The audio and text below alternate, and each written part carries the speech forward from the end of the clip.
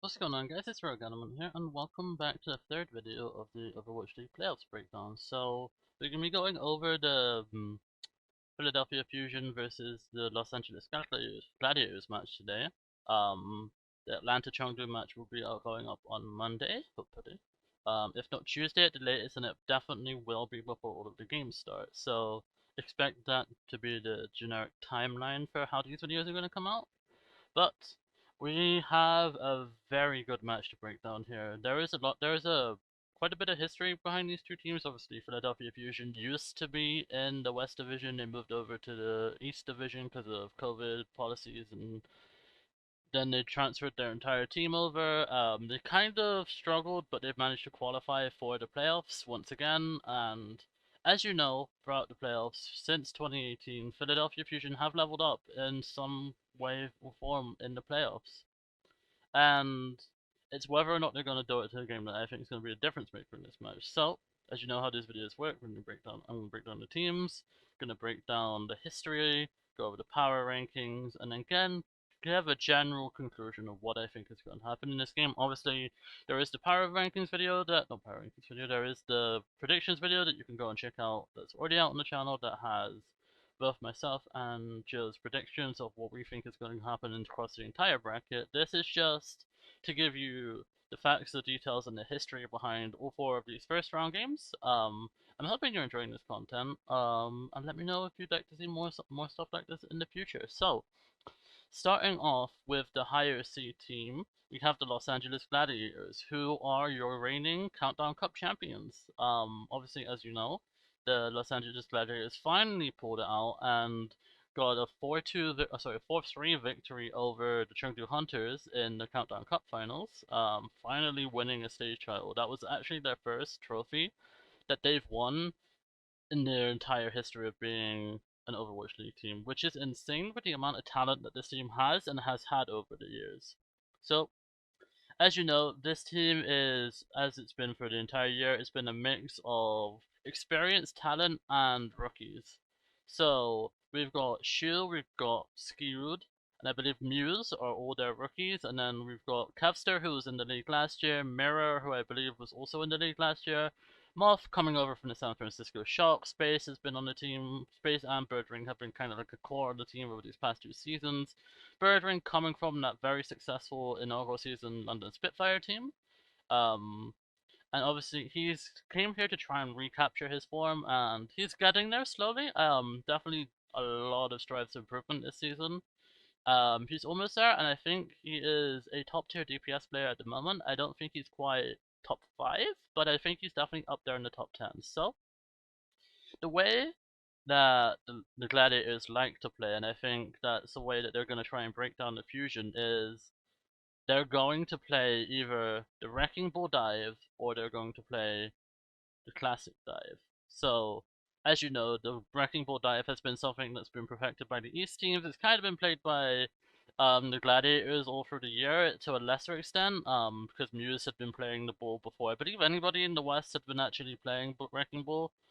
They'd been experimenting with Wrecking Ball Diva comps, but they'd never really nailed it down. Whereas the Philadelphia Fusion quite often like to play more Broly Reinhardt comps. Mano has been known to flex over to the Wrecking Ball if he needs to, but it seems to have always been to, get the mobility out to keep the point pressure going. So it's very much a clash of two different styles because I don't really see the Gladiators coming out on a Broly style, whereas I can see the Fusion doing that. But then the Fusion can also play the dive. That's the thing. So there could be a potential for a mirror match here, where we have Muse Space, Mano Hotbar both playing Winston Diva comps, and then it just comes down to can Shu and Skewed or Shu and Moth or Moth and Skewed. I think there's no eventuality in this game where Shu doesn't play because he's just been their all-star flex support throughout the season, and I think that it's whether or not they want to play Lucio. If they're going to be playing a Reinhardt comp, which I don't see them playing, but they could, then they'd play the Lucio with to use speed boost the Reinhardt to get him back into the fight faster. It's the same with the Orisa comp if they wanted to do that.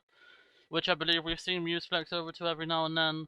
But I think the more likely outcome is they play Skewed on Brigitte, they play Shu on something like Baptiste, and they go with that backline, and then they go with Birdring playing his classic hitscan characters, and it's whether they want to play hitscan and Tracer, or they want to play Sombra Tracer, or they can even flex onto Doomfist as well if they want to play Mirror. Mirror hasn't really played that often, and I don't really see him playing in one of these games that matters this much, but he's always there as a back option. So I think going into this game, it's just going to be which gladiators we see that's going to determine who wins this game. And I think, conversely, when I talk about the fusion, it's going to be the same for them. Because both of these teams have been known to be very momentum based. If they go into an ounce of boomage, they will just shit the bed, to put it one way. Fusion more so, but the Gladiators have kind of done it throughout their entire franchise history. Like, as I said at the top of the video, they have had talented rosters for so long, and it's taken them 4 seasons to eventually perfect that formula of these talented rosters to then win a stage title. So it's kind of concerning, but they are on a hot streak right now. So you wouldn't be stupid not to back the Gladiators, but I can see why you would back the Gladiators going into this game.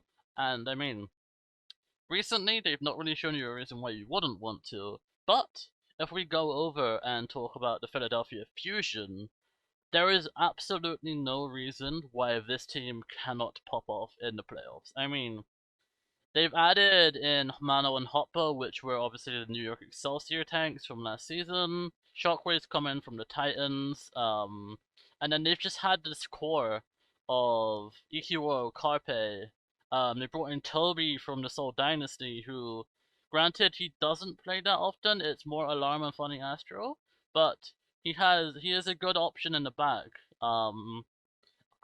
If they want to play another flex DPS, but I mean, when you've got Alarm, and he's just basically one of the best flex DPSs and sorry best flex supports in the league, I don't really think Toby really has much space. I mean, he found some playtime at the start of the season, but like Rascal, he's kind of been phased out for this new roster once they got all of their players into the country. So recently they've been more going towards Ikiro, Carpe, Mano, Hotba, Funny Astro, and Alarm, and that'd be their starting. And then if they wanted to play the hit scan or if they wanted another Tracer player, then they'd sub in Shockwave. But for the most part, EQO and Carpe are the starting because EQO can play the Tracer. Yes, EQO can play the Tracer, he can play the Sombra, and then Carpe, obviously, he's known for his sit scan, but he can also play on Tracer at a very high level. As seen throughout, I mean, from the inaugural season, we've seen this rivalry he's had with Prophet for so many years, and this is actually the first year that he's ever gotten over Prophet. Obviously, as you know, Soul Dynasty got knocked out in the play-ins by the Fusion, so they're going to be riding that high coming into this. So there is like an argument on both sides where both of these teams are going to be riding a high of overcoming demons from the past coming into this playoffs. I don't think either of these teams are the typical, oh, well, they're just happy to be here teams. I think these teams are going to compete. I think they can make runs if they really put their minds to it. The Gladiators, for example, if the Gladiators go and they keep going, then who can really stop them when they're in their groove? We've seen that they can compete against the Wrecking Ball composition, as shown in the in the Countdown Cup finals. Whether or not they can do it against a premier ball team like Shanghai Dragons, we've yet to see. We might see that in this tournament in the playoffs. They'll either fight each other. If Shanghai lose to Shock, then and Fusion beat Gladiators, then they'll meet each other in the first elimination knockout rounds. But if they both win, then they'll both go into the winners bracket and fight each other. So it's really down to if they win this and if Shanghai win this, we'll see if they're able to make a run and maybe even knock Shanghai into the losers bracket. But I have the feeling that one win maybe as far as this team gets into winners brackets, if they even get that far. Um, a team like Shanghai, I mean, if they've beaten the San Francisco Shock, the team that they specifically picked to then get over their demons, then I don't think they're going to be stopped. So it's just down to can they make a losers bracket run, and I think that's going to be the case for both of these teams to an extent. Maybe the Fusion, you could argue, make it into the top four in winners. They've been known to beat the Dragons before. They've been known to put up a fight against the Shock.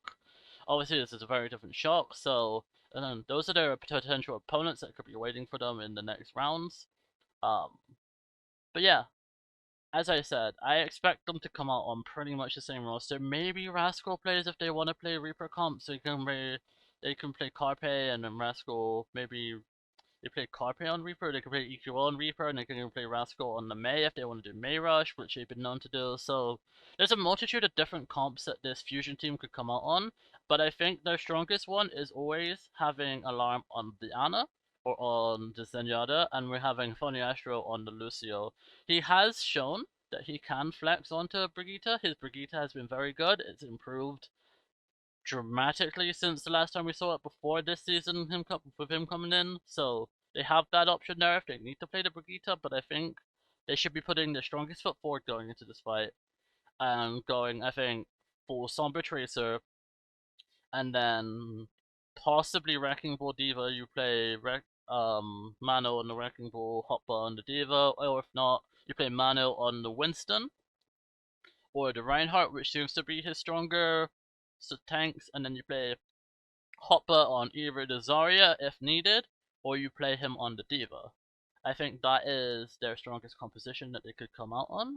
And if they don't, then I have the feeling that this Gladiators team may shut them down a lot quicker than we're thinking they might. I mean, Philadelphia Fusion have been branded as the dark horse team for this playoff run, so I wouldn't be surprised if they got knocked into the losers bracket right away. But I think they can win. I genuinely do.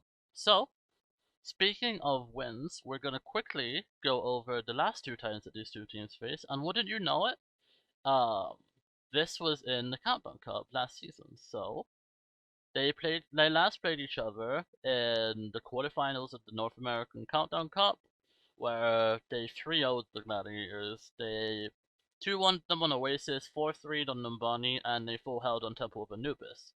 So this game has a precedent to be close in terms of like points captured, control points, but it seems that Fusion, if we're going off history, have more of a control when it comes to 2CP, which, as you know, these are going to be the last games of 2CP we're going to be playing, because we're going to be getting Overwatch 2 for Season 5, and 2CP is dying into Overwatch 2.